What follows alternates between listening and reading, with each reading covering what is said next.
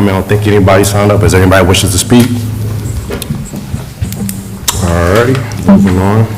Moving on to updates from council.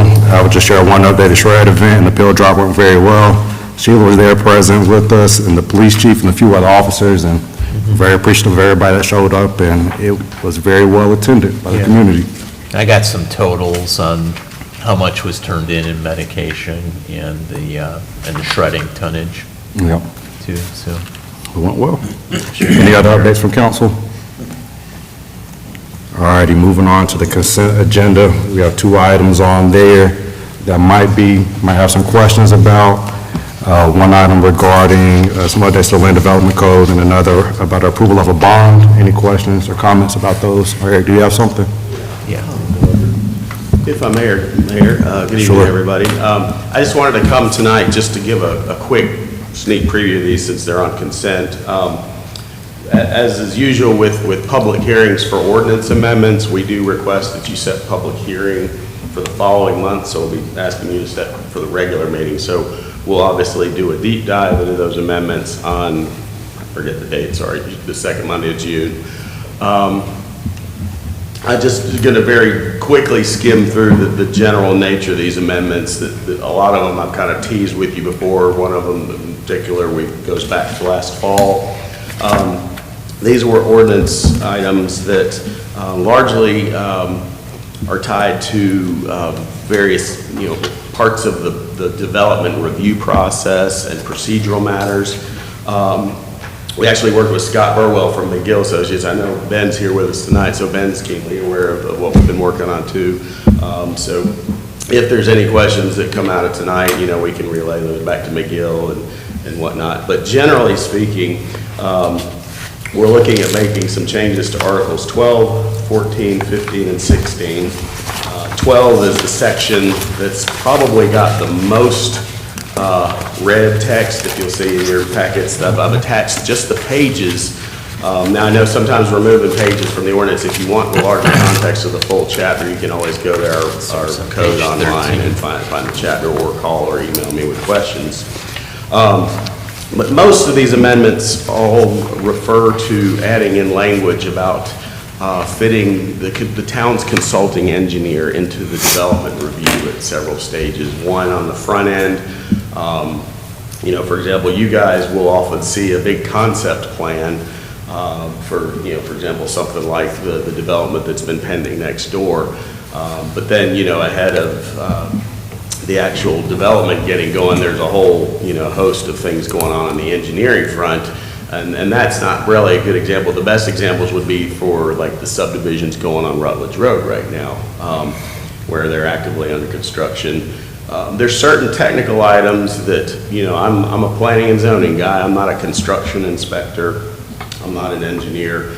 It's just for years we've been probably, on a wing and a prayer on some things on the construction end. So we're looking at kind of beefing up the frontline scrutiny of those by bringing the town engineer into the mix on some of those reviews, and that could be on things like curbs, gutters, sidewalks, streets, and we're talking largely on developments that could ultimately end up being infrastructure that the town takes over for maintenance, like roads, streets, sidewalks, curbs, gutters. Eric, excuse me, just maybe for Jim's benefit, so this is like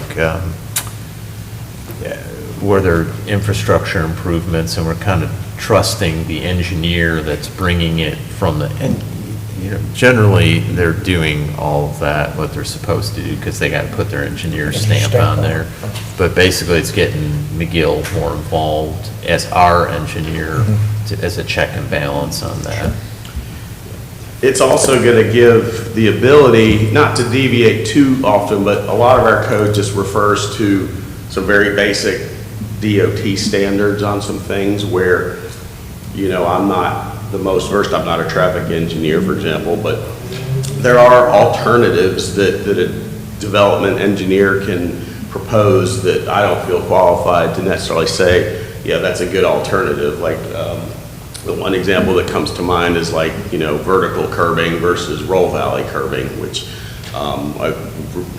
some months ago found out that technically roll valley curbing is not part of the DOT manual, yet There's often a lot of DOT maintained subdivisions with roll valley curbing, but we're putting language in that basically gives the opportunity for a developer to put forth an alternative idea, but again, with the review and scrutiny by a town engineer.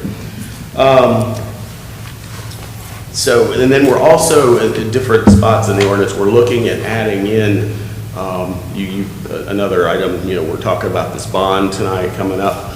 We're looking at amending the ordinance to kind of beef up the language on the items that need to be broken out specifically in that bond. Currently, we just offer up the opportunity to bond final surface course on new streets, sidewalks, and street trees. We're adding in language that also throws in verbiage about curb and gutter and, what am I forgetting? I think Engineer. ADA ramps, ADA compliant wheelchair ramps. So that's another stage midway through the development that, as they're starting to get their infrastructure in the ground and they start bonding for stuff that gets caught later, that, at the tail end of the development, if there's any issues, you've got that leverage to make them go back and fix stuff. We've not encountered major problems in the past. It's just that, through time, we're trying to, we've seen little issues that kind of present themselves at the very end of a development that you end up standing around negotiating with after the fact, and we're just trying to get more leverage in. We're also adding in verbiage about more construction oversight. Potentially when those bonds get released, set up a time where, a construction inspection would happen. I do periodic ride-throughs all the time, but, I can look at a two-dimensional map, I can go out and look, see, they got their sidewalks done, but, then at the tail end of the development, we're working with Jabo to kind of get his blessing on, something like a request for road takeover. And we form a punch list of things that developer would need to fix prior to bringing it to you guys for approval. Again, just adding that extra layer of more technical scrutiny on something like this. One item that's related, that's in Article 12, it's kind of a spin-off from this, is a return to the discussion that we started last fall on the street widths.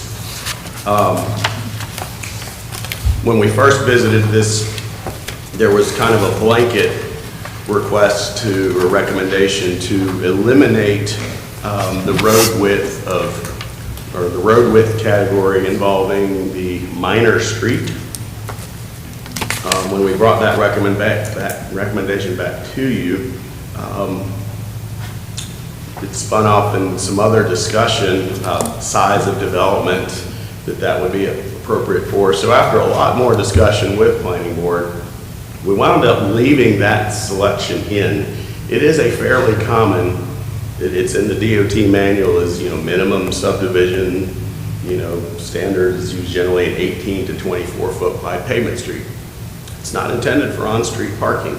That's been some of the source of some, discussion over the years. I mean, it is a very common street type for subdivisions. After discussing more with Planning Board, what we brought back to you is an idea to just allow that street type in developments of 20 units or less, or in larger developments where the developer doesn't intend to seek street takeover by the town, where it's just going to be stated from the outset that these are going to be private roads. So that was sort of the middle ground. There was a lot of discussion on it with the board, and then there is no simple, anything you do is probably going to have, some disagreement with on all sides, especially once folks are living in there. The street's not wide enough to park on, the street's too wide. There's connotations of too much impervious surface. There's, Public Works pointed out that if you have, wider streets, then that's going to cost more when you repave them. So ultimately, I felt like this was the best compromise we could get out of it. It's leaving it in there as a selection type, but leave it for the smaller developments or in ones that are clearly going to remain private. So, and we can touch more on that when we get in public hearing. Again, these aren't the types of ordinance amendments that are going to likely draw, a crowd that night. These are the kind of things that, present themselves only after they've been in place for a while, and we have to see how they kind of shake out. But I can pause there before I move on. We have questions, comments? It looks like most of this, is it basically toward large developments and stuff? Like if Keith wanted to put a house on his, how many acres you got, but does he have to go through the whole, engineer coming out prior, all this same thing? I just got a question. These are generally geared towards the larger developments. Now, apart from this discussion, we have thresholds in the ordinance that differentiate a minor versus a major subdivision. And currently, and I remember a lot of discussion with this years ago when it was that threshold, is that planning board at the time was keen on this, and then council at the time, as they determined that a major subdivision was anything involving 5 lots or more with new right-of-way that's going to be created. Like, in other words, say you have like a nice, perfect, long rectangular lot along a street that you could easily chop up like a loaf of bread, each have a driveway off the existing road. That wouldn't necessarily be a major subdivision. That would just be a minor. But if you take that same 5 lots and come in off a thoroughfare, major road, or even a minor side street, and it's going to get into some requirements that can involve, getting some form of minor subdivision road like this minimum 18-foot wide that ends in a cul-de-sac for that emergency access, garbage pickup, whole 9 yards. And at the time, and I can't stand here and explain other places' threshold, but we have a pretty low bar as far as dictating a minor versus a major. But again, we've got, the leeway to say that a development like that could do that narrower street width type. Okay, I was just asking basically, like if a residence wants to put a house for somebody like their children or something, they'll have to go through all this right red tape. Again, I know we've talked a little bit, and it's like some of the conversation would be needing to revisit the prospect of something called a family subdivision, which was kind of some verbiage in there. Yeah, that'd be great if you can do like something small verbiage, because everything in this code thing that reads it is almost like for large developments, which I think codes for large developments is a need. Make sure they do everything correct, but somebody's just putting a house for a kid, they have to Sure. put sidewalks and do this 80, I mean, Yeah. it'd be nice if there was a separation and saying if you're just doing this one little thing, we fall under this little category. That gets tricky. I mean, it's definitely doable. It's like you're very rarely seeing the old school family subdivision model of the old days, because oftentimes it basically was something where generally a lot of places would just exempt a family subdivision from a lot of regulations. So you could end up with these chopped off, landlocked lots that were just kind of accessible only by like a private easement or a private right-of-way with not necessarily any standard. Some years ago, the ordinance was amended to largely take out the family subdivision guideline, and I know that created some understandable stress about. It's mostly counties that you see the old family subdivisions still in place, but that discussion could be a separate one from this batch right here tonight, or in the public hearing. I know we want to do what's right for Fletcher. I do want to do some research to make sure that, if there's a general consensus to pursue, I'd need to take some stuff back to planning board to figure out how to get something like that back in the ordinance. And the bigger concern with some of the, like, families, if you make special provisions for a family subdivision, is if you put some requirements in there that the family may be fine with that, but the property gets sold so many years down the line, and then people are upset that there's some access issues that aren't. And I can see that, making the right-of-ways 40-foot right-of-ways to meet the DOT standards and everything. They can't be like 12 or 30-foot right-of-ways. I guess the reason why you don't see it a whole lot, even our ordinance right here says basically nobody can't share a driveway, anything over 2 lots. And basically, if you go over two driveways or 2 lots that share in the same driveway, you have to turn around and put this 18, 20-foot pavement road with curbing and everything else. So what it is people ain't doing it because Fletcher is basically pushing people to sell, move out, because they can't afford to put $300,000 in a driveway to get their kid back there. So that's the reason why you don't see more. You see more development. So it's almost like they're pushing out the residents, people, and bringing in developers.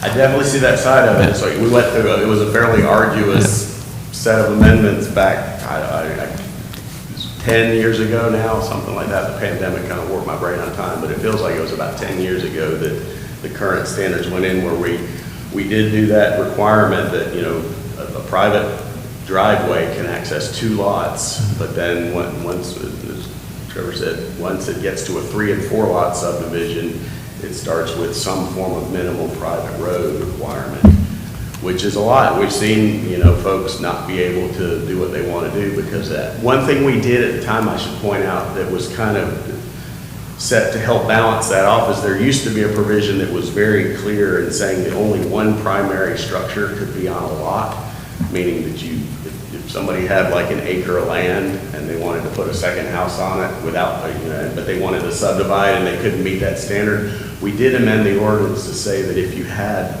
the lot area for, you know, 2 houses, that you could do a second primary structure on there without subdividing. So that was a little bit of a offering that was made to kind of counterbalance that, you know, stricter requirement.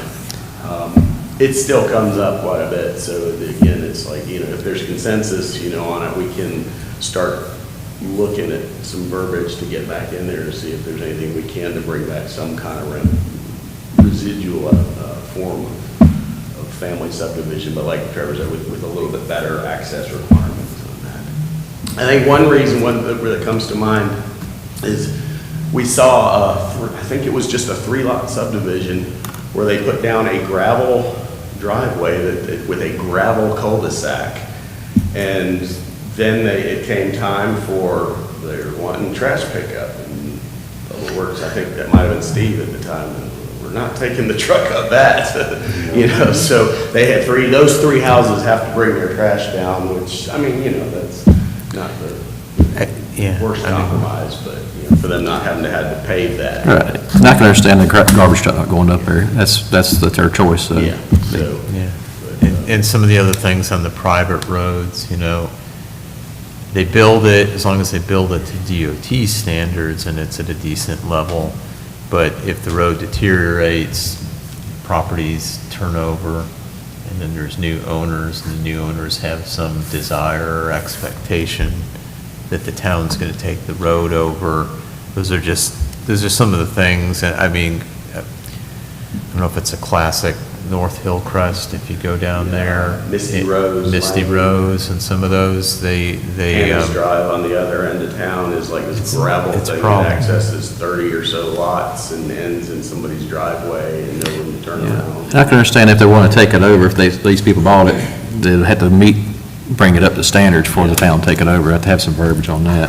Because if you look at even if you look at North Carolina DOT subdivision standards for minimum roads, when you say private, they say we don't have any, they like step back and say we don't touch private. So it's kind of like, it's not even no rules in there about private and that's driving. the idea too. It's like, you know, it's like not every developer is gonna request takeover.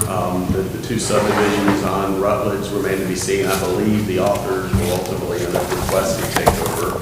So far, the developer of the Heritage Park has indicated they may not seek town takeover. The ordinance says the council may take over roads, not shall. So there's nothing that says a developer shall request road takeover. So yeah, it does come down to that choice. And they state, like in the DOT thing, basically the minimum of 4 occupant houses is what they're considered as, that will be treated as a private drive. How many? Again? It's 4 on page 11 of there. Yeah. So it could be as simple as something as tinkering with the thing that says a private driveway can only access 2 lots and bump that up to something like 4. Well, that's talking about, they're talking about the actual road. Like, Okay. not just like 2 shared driveways, is actually just a, but yeah, when it comes to private stuff, it seems like they kind of step back and say, it's privately owned, we ain't touching it, it's up to you. Until you want to upgrade it, have the town take over, then you got to upgrade it to these standards. Well, and like I said, we can sit down, like, you know, if there's general consensus to at least take a look at it, what I would do is probably get with McGill to scrutinize some of the DOT manual and look and figure out some kind of common sense way forward on that. Maybe start that conversation with planning board in like June and then be back to you later this summer on that part of It'd be nice to have some type of separation so people know. So what was the bottom line 10 years ago, or why the changes were made? I mean, generally, the intent was to, for one thing, is not end up with lots of these little gravel meandering things to nowhere, because oftentimes, it comes down to, someone at the end of that Hannah's Drive, for example, I vaguely remember, there was like 3 or 4 acres back there that just can't be developed because, the subdivision, it's like, that whole road all the way back to Hooper's Creek would have to be upgraded. Now, you're not going to get consensus on people doing the right of way to do that, and you're just never going to get the road upgraded because, I mean, I won't say, it could be a quarter mile. I've never measured it, but it takes a while to get in there and get to the end of Hannah's Drive, and then all of a sudden there was like 2 or 3 acres that they were asked, what can we do with that? It's like, not much, because there's no opportunity to subdivide any more off, because that Hannah's Drive already accesses way more roads and is not, so it was ideally intended to avoid situations like that. And again, it may have ended up going in the opposite extreme, but also part of it was inspired by that, situation where the little gravel, Steve did not like the gravel cul-de-sac. And so, we said, and then if you have different, it's got to be to at least a paved standard, even if it's going to remain private. excuse me, and then if we, like on the Hannah's one, if you have different property owners, it gets harder to come to a consensus to pay to upgrade it if they're not family, and so that's just, or There it are changes blurbs in the hands. ordinance about access to streets, like all lots requiring street access now, and we can't create landlocked lots, and there's rules on flag lots, the way, you have to have, if you got a lot, you can't just chop off the back half anymore, you gotta like bring a flag pole down so that actually part of that property touches.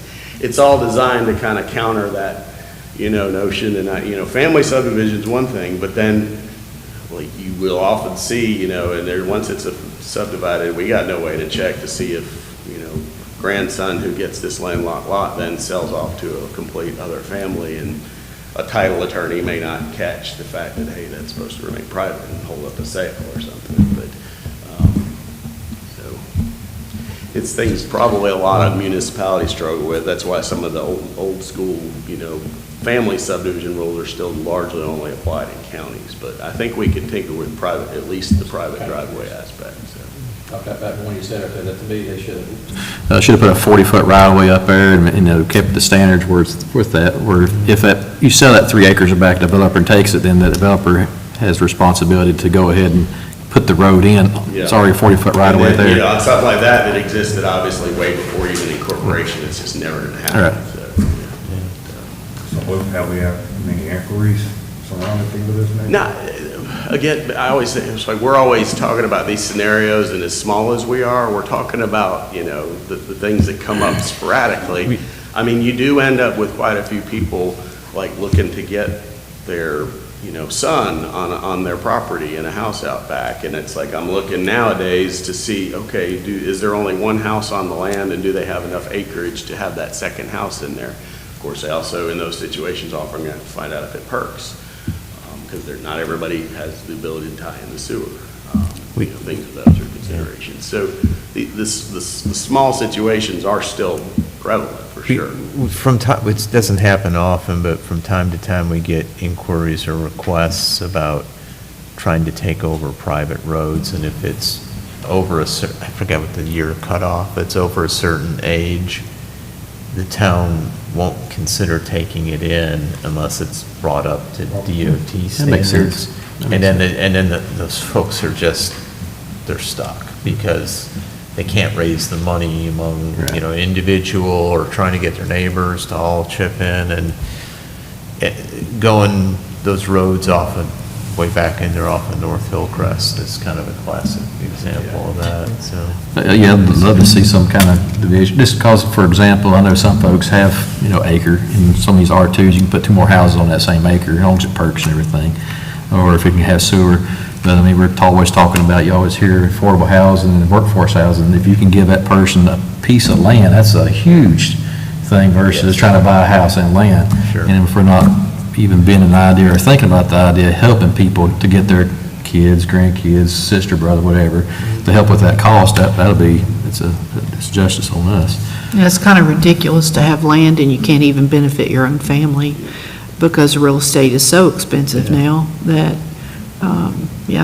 that's kind of a big issue, a big problem. And that is almost one way to kind of assure that it doesn't necessarily become one of those issues later with selling it, is if you, by, that old model of one primary structure per lot. If you tell them, well, you can put a second house on there, but you're never gonna be able to subdivide it off. A lot of people, you discover their intentions really quickly. Well, I really would like to subdivide it off, because it's like maybe the son will come and live in it for a couple of years, but then they wouldn't want to sell it off. So if you get stipulations in there that allows it to be developed, even as a tiny PUD, Keats was a different example, but yours is, it was a small, relatively, 5 acres, and you got the few cabins, but, those are all gonna be on one tract, and they, aren't necessarily gonna be subdivided off. But we'll take a look at that and see what we can bring back to you. Thank you. Down the road a little bit, so.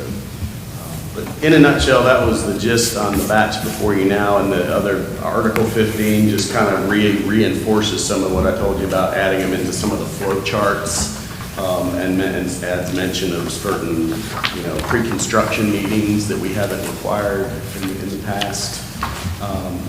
So that being said, we'll bring those back to you the second Monday of June for public hearing on, and continue in the summer with the rest of it. Any other questions, comments, Terry? All right. Just a quick word on that Sure. bond item was that this is, a couple years ago, you approved the bond for Phase 1 infrastructure.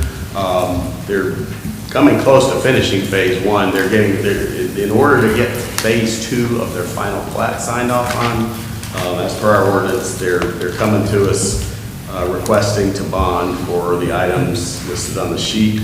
Like we do typically, Scott Burwell from McGill Associates has looked over these numbers and has okayed them. So, this is a consent item for next week, where they would put up a bond of $178,425 to cover that infrastructure listed here, which is final asphalt paving, sidewalks, handicap ramps, and street trees in this specific case. I'll just pay one mention too. Trevor brought it up to me before the meeting, and I'll just say for the benefit of everybody. We've had it pointed out, they did do a sidewalk along Rutland Road, where they directly abut the neighboring Heritage Park subdivision. This only would have been really discovered had there not been two developments going on side by side. The Windsor Orchard did not extend their sidewalk on Rutledge to meet up with the sidewalk for Heritage Park. Will Bowie, who's the engineer for Windsor Orchard on this, is in the process of looking into it. What we're likely to do is tie that completion of sidewalk in with Phase 3 infrastructure bond so that we know it gets done. There are some technical challenges there that I'll have to monitor, because there is a little blue line stream that, despite its smallness, may involve Army Corps or a little bridge over it. Since it's DOT right away, well, ultimately it'll be involving DOT on encroachment. So that I just wanted to mention too, in case any of you else noticed that as you're riding by at some point. So to try and connect that gap. Yeah, to fill that gap on sidewalks. So. But really, there's not really much issue with this, is that we can tell as far as Phase 2, and McGill gave it its blessing. All right, sounds good. We have any other questions, comments? All right, Gary, thank you. We appreciate it. Thank you. All righty, moving on to our first discussion. Or do we have any other questions on anything else on the consent agenda? All right, moving on to our first discussion item, update on request for legislative assistance. Mr. Manager. Okay, thank you, Mayor. Council, So I shared this list with you previously, and everyone seemed generally comfortable with it. I did add something to it, and I know I'd emailed it and had some feedback, but I just, I guess wanted to have any other additional discussion, or I guess give you updates on what's been done with it. So it's 3 projects, again, the King Creek Greenway extension, so, extending our greenway from the park going west there across Fernleaf and then on to one private property owner, Charlie Owen, and then across on that large section that the town has across from the plant there from Meritor. And then there's a range, and it's based on, the cost range is anywhere from 3 million to 5.6 million, and that's based on Equinox Environmental's estimate and the higher options with a bridge crossing at one point. So, it helps in lobbying our legislators for green development of greenways to put this on there. So this has been shared as well as, I'll talk about the other 2 projects, with our state delegation, so our state senator, Senator Moffitt, and then Jennifer Bauckham, Representative Bauckham, and then also our congressional delegation folks.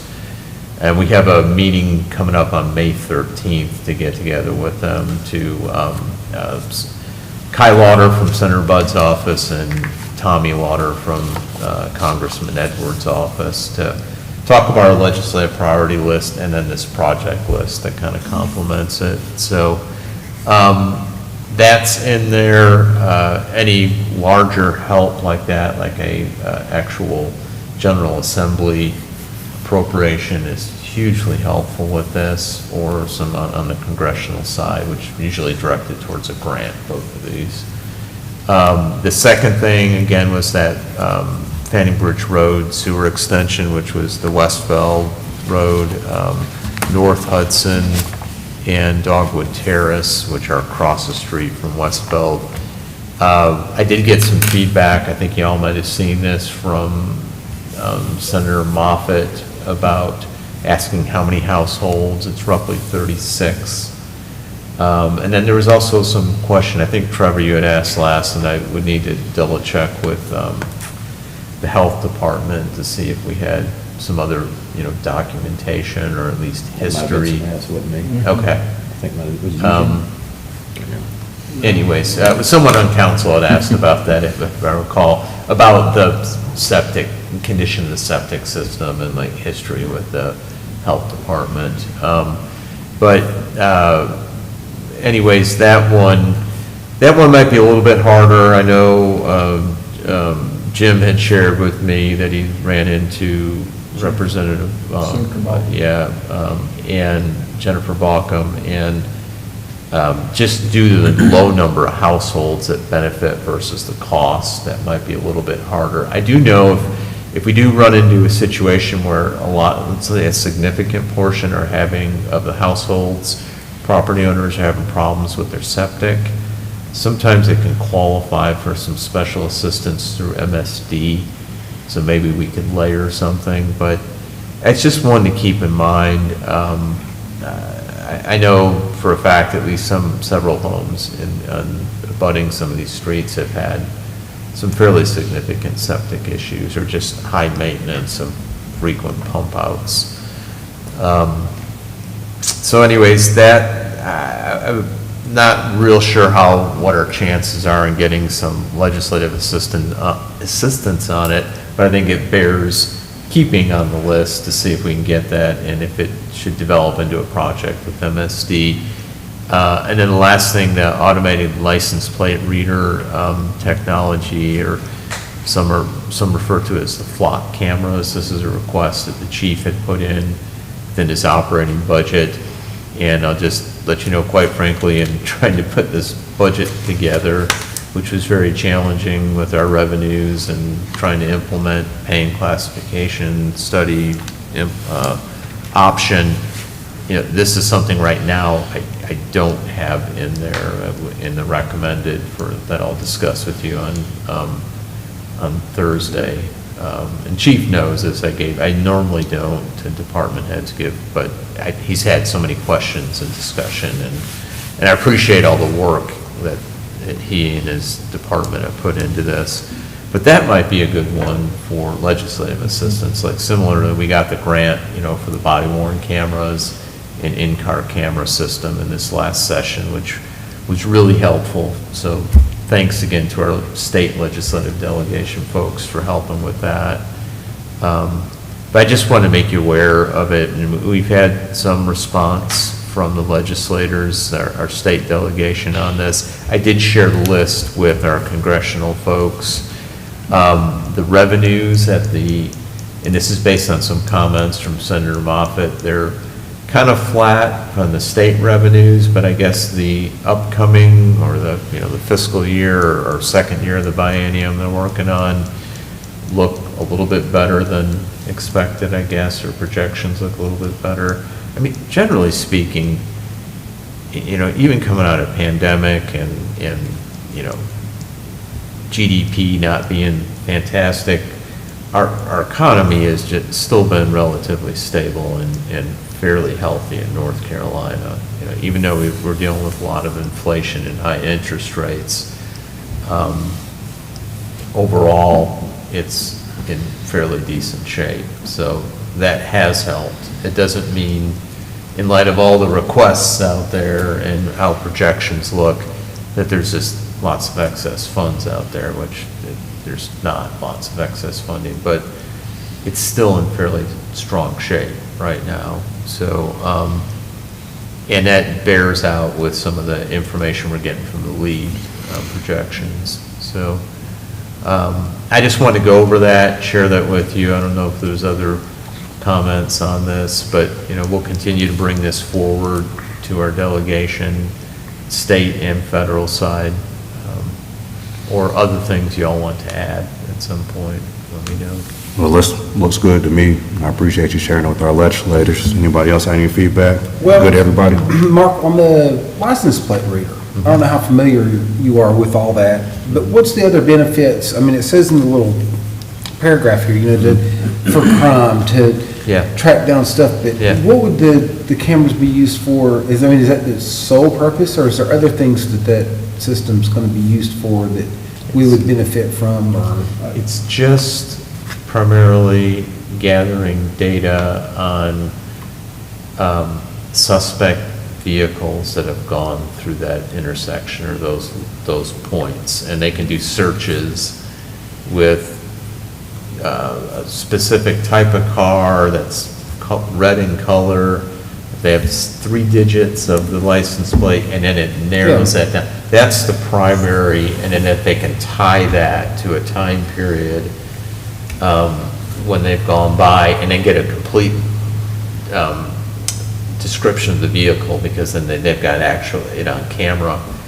That's the biggest benefit. I know I asked the chief to check into, and he had just followed up with me recently about, people running red lights. I go, is there some way to, that the companies that program this can, he said they don't take still pictures that they can send to you that program it to capture someone who's, let's say, 3 seconds after the lights turned that have gone through. It would be up to officers or someone sitting there watching it to do that. So that's And not something they're doing. I can share because I use it at work all the time. Yeah, And if there's stolen vehicles out riding these roads, it gives us a real-time notification. So we get them all the time up here in Fletcher when the cars go by those cameras. So it's pre-programmed to look for We a enter- certain license plate or Yes, something like that? Yeah, we enter the data, so if it's a stolen license plate, if it's a stolen car, if it's a missing person, maybe a silver alert where an elderly person has gone missing and they're driving a car and that car goes through here, it immediately directs everybody. When I mean real time, I get an immediate text to my phone and an immediate email to my email that says that car just passed this location. Does it keep any kind of data on how many cars have driven by that part of the road or No, anything it's to just- keep for, I don't know, whatever reason that would be needed, but it doesn't keep any of Traffic that. volumes. Yeah, traffic volumes and stuff. stuff. Not that So I'm it's not aware a of. dual purpose, it's kind of just for Investigative. criminal type behavior. Activity. I don't think it's reading tags and saying it's, your tag's expired, or sending you a bill, they don't do that. Yeah, no, it's not Yeah. doing that. It's only, we're only getting Yeah, put the that data from a in. law enforcement perspective. But I thought it was worth checking out on the red light, or, some of the Oh, traffic yeah. before, because we can't have officers sitting at every intersection, but I'm just observing it out there, and other people are getting more and more emboldened once a month, at least a pair at the- boldly run red lights. The red light with, the little restaurant stuff at the end of St. John. Yeah, and Somebody Howard comes Gap, flying yeah. through there, didn't even see it, they just, Yeah. Yes. or they just try to outrun it and Yeah. just try not to run away. I'm seeing more and more people out running. It's all the it. time. Yeah, it's all the time. Or if you have a hit and the- run in the intersection, when somebody gets the tag number of that vehicle that leaks, it could be entered into that system, and you could get a hit on it on the south end of the county. I like the red light camera idea myself too. Yeah, I just think that could you keep know, people from I know getting in the red, habit of running them so much. I know red light cameras are controversial, that I think they removed it entirely from North Carolina. They use them in other states where it takes a picture of the vehicle and you get a citation Like a in toll the booth. mail. Yeah, and, because, the sensitivity, how far, because, yeah, we've all been there with the yellow light that's turning red as we're going through it, and that doesn't seem fair, but it's the ones where someone clearly had time to stop, but they gun it, and it's red, like green Yeah. on the cross traffic coming through, which is particularly dangerous. So, yeah, I'd like to see better, I would think there's some way to do that. Yeah. It's just that's not their focus on these flock cameras or ALPR cameras. I can just remember my mom growing up as a kid, something about kissing her hand and touching the ceiling, and it made it okay to go into the yellow light. But I don't think that, yeah, I think we'd like to catch that on camera. I'll file that away for future reference. as Yeah. I'm driving home. I don't know, it sounded grown up, but, yeah, But no, it's, anyways, Well, okay, that's all I had. would paying class and any assistance at the legislative level, is that something you think they would be interested in doing or be able to do? Or no, because I know it's going to be a big, assistance from the our state. pay and classification. Yeah, just that, not really out of their realm. Okay. Well, then Yeah, I'm good with it that's then. getting into operational think so. costs, but, yeah. Okay. We have anything else there? All righty, sounds good. Thank you, Mark. Thank you. All right, moving on to item number 7, presentation on preliminary engineering services for the town center property. And we got Mr. Kathy here. Appreciate you being here. Doing well, you? Yeah. See, To see you. I guess if y'all had a chance to review and read, I don't know how much this has been discussed. Mark, where would you like for me to start? Yeah, you, please go through the technical parts of it, but the bigger picture, and I've given you all a little bit of heads up on, and Eric's not here to give his kind of take on this, but this started as kind of a brainstorming session that Eric and I were doing, and Eric's worked on the town center project for a long time, before I got here, and I've been here over 18 years now. And, we're just trying to think of other ways to set the property up to kind of have it more prepared, more ready to go, answer some of these questions and some of the things we hear from developer interests where we're like, okay, this is the vision, this is the master plan. Yeah, you can do residential, but yeah, we're not sure exactly where the wetland delineation is. Yeah, we did it a while back. We know where the floodplain is, but we're not sure what it would take to do a fill in there to bring it up out of it. And kind of kind of all these things that engineering firms, or if you're a developer and you have an engineering firm, they have to come in there and do some of that. And I'm not talking a full-blown design, but it's kind of their analysis to see what's it going to cost me a decent idea to make it worth my risk to keep working on this. And so we're trying to get our town center really the kind of 44 acres around us, and looking at the Highway 25 piece, what can we do to get that set up to move a little bit faster when we get these inquiries? So that, And I Ben guess can. to build upon that, the first thing a developer usually comes to us and says is, I've got, whether it's 5 to 100 or 200 acres, whatever it is, I have found a piece of property that I think may work for development for us, but I need to hire you to do a due diligence phase, which is,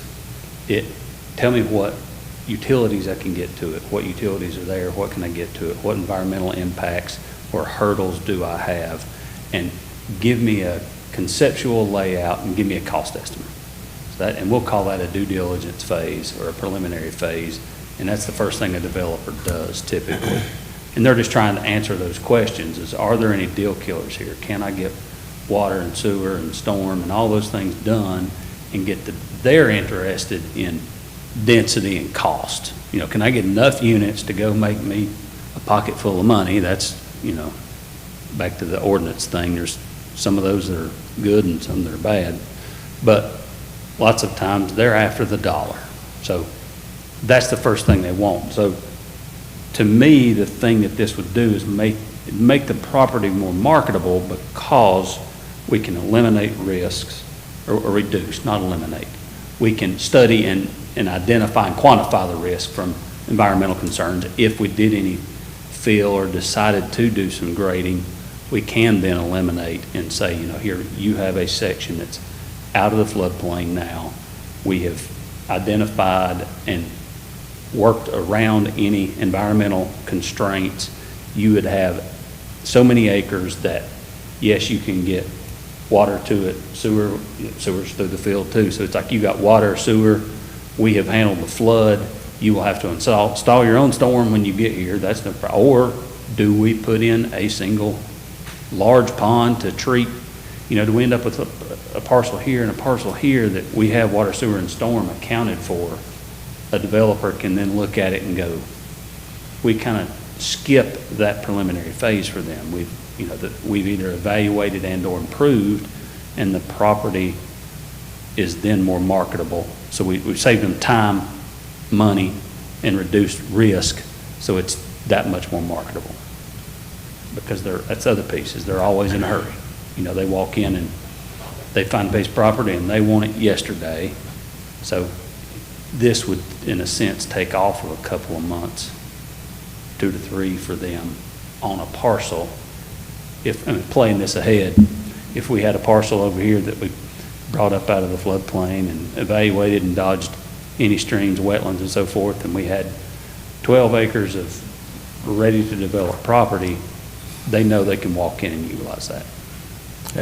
An analogy, excuse me, to this might be in economic development.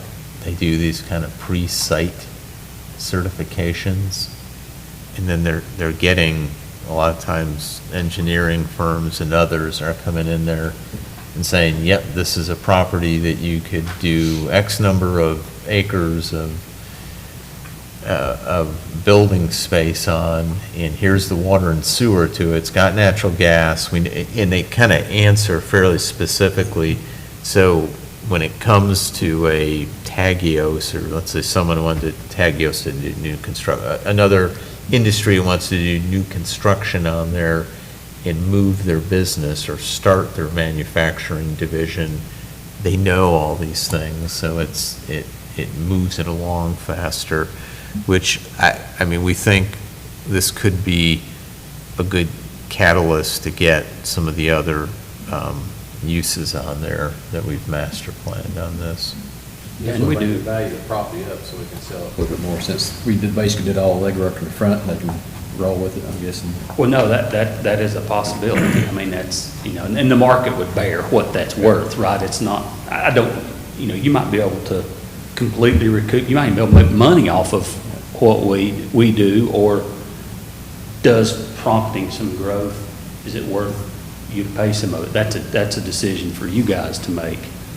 But yes, knowing those things and being able to say, I have X amount of acres right here that's out of the floodplain, I've already confirmed all of these things, it is going to be more marketable and more valuable. Eliminates surprises. I'm sorry. Eliminates surprises. Yes, that's exactly right, yeah. And so they know they could come in immediately and be like, let me throw a layout on here, I can get 35 units, and that equates to this much money for me. Well, I like it. I think it helps with desirability of the property, transparency. It gets a lot of legwork out of the way for the developers. And I'm sure we'll see that return on investment once developers come one day. And I think I read, what is this gonna cost, like just under 50,000 in total? Yeah, it's 49. and- 49,500. And they would do it and bill for hours on it. Or I So think there some was of this two isn't- set costs and then one that was billable hours. Yeah. If I read it. Yep, so it's set up, you have a clean copy. Yeah, There I doesn't have read it. that draft stamped across it, but there's a lump sum for the stream and wetland delineation, and then the preliminary. So the stream and wetland delineation is basically determining where the wetlands are, and it's something you got to do with the Army Corps of Engineers. And then the preliminary jurisdictional determination, I guess that's the thing that actually goes That's to. actually conferring Yeah, with them, okay. giving them their approval. Okay, so those are two fixed. All the other, and, they articulate in here from the determining on soil erosion and grading plan requirements, and if we did a letter of map revision based on fill, they've got all these different components of the analysis that they would do. That would be not lump sum, it's on an hourly basis. So we try and estimate, or they typically try and estimate high enough on that to cover the expenses. So it could be less than this. I mean, there's a possibility it could be more. It depends Right. how it's coming together, And but how many iterations, and what do does we that- change stuff? What does the delineation come back with? How restricted, those things are all variables. And another piece I want to make sure everybody's aware of is this doesn't get us to a final design. It's not like, hey, we can take this and go build everything. Right, yeah. This is a schematic level of, because that, final design's obviously a whole lot more time and effort to get to those things. We're trying to have something valuable here to move it along faster when a group comes in. Let's say we're comfortable and they want to do some nice single-family homes on there, villas, let's just say, that connects and are walkable. How many can they do? Where is the best place for it?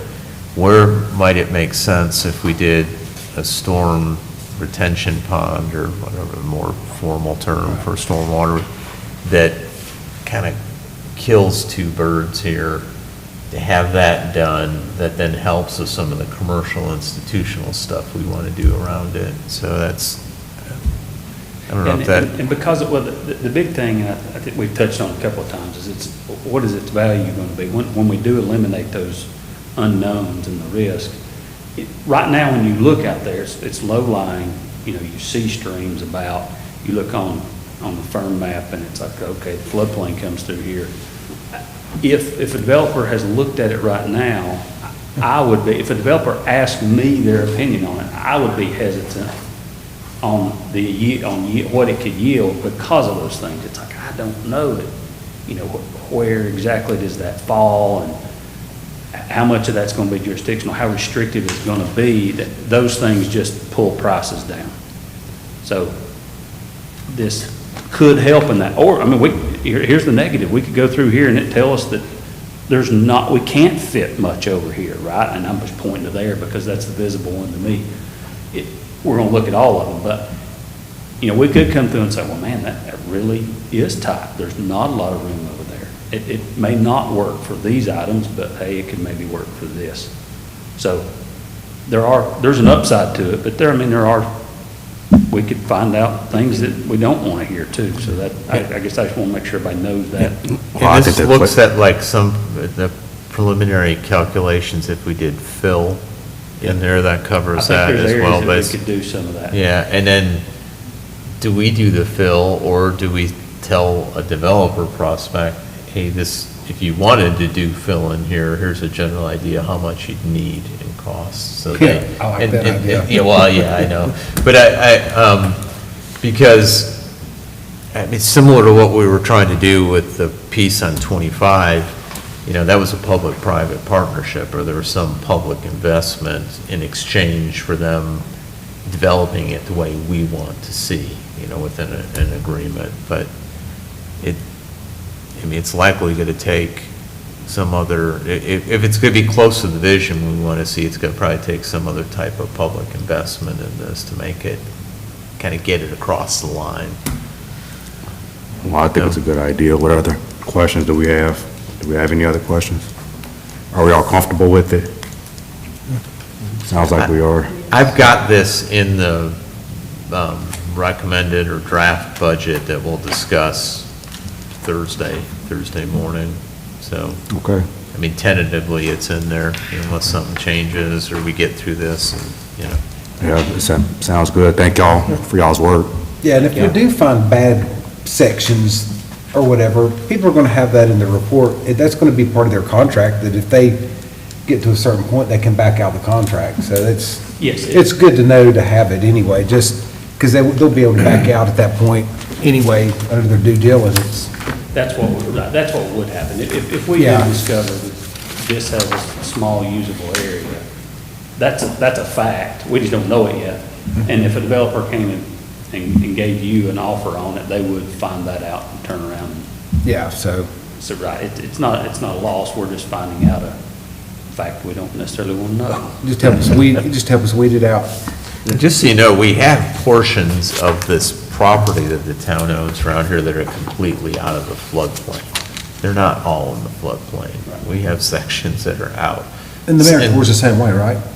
Oh, this is all out. Yeah. Yeah. The section of It's all Highway out. 25 is all completely out. But we, like, to the north here, on the property that fronts on Old Cane Creek Road here, I mean, there's swaths of this that are completely out. But then you go back a little further east, and then you start getting into floodplain. And some of it's flood fringe. You can build on, but you got to elevate, so it's just getting into some of, well, how much would you really need to elevate, so. All right, sounds good. We appreciate y'all. Thank you. Yeah, thank you. Thank y'all. Thank you, Ben. All righty, moving on to your report, Mr. Manager.